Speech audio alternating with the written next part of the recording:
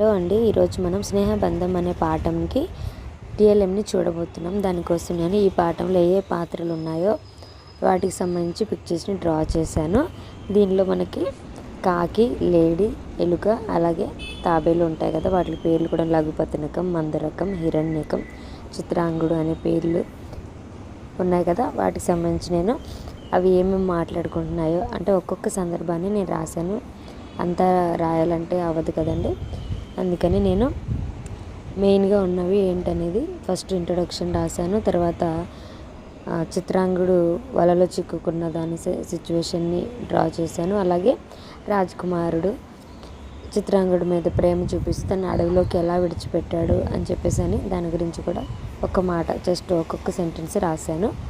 మీరు కూడా డ్రా చేయగలిగితే డ్రా చేయొచ్చు, లేదంటే ఆ పిక్చర్స్ని మనం ప్రింట్అవుట్ తీసుకొని కట్ చేసి స్టిక్ చేయొచ్చు.